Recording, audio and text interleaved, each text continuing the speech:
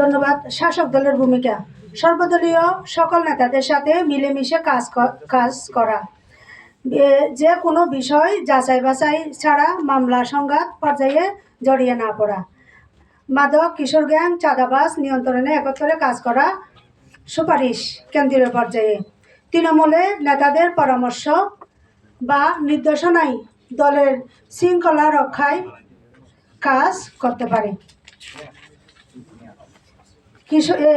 বিরোধী দলের ভূমিকা সরকারের ভুল ত্রুটি চিহ্নিত করে সংশোধনের পথ দেখানো, সংসদ ও জনগণের মাধ্যমে সরকারের কর্মকাণ্ডকে স্বচ্ছতা দাবি করা, মানবাধিকার মত প্রকাশের স্বাধীনতা ও আইনের শাসন রক্ষায় ভূমিকা রাখা, সুপারিশ কেন্দ্রীয় পর্যায়ে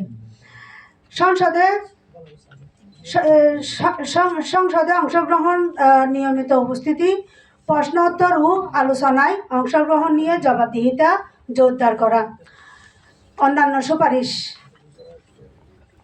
ব্যক্তিগত আক্রমণ পরিহার করে নীতিভিত্তিক রাজনৈতিক করা, দলীয় নেতাকর্মীদের আচরণবিধি কোড অফ কন্ট্রাক্ট নিয়ন্ত্রণ করা, জাতীয় দিবস ও মানবিক ইস্যুতে জাতীয় কর্মসূচিগুলো বাস্তবায়ন করা। ধন্যবাদ। ধন্যবাদ নাসিম আপা।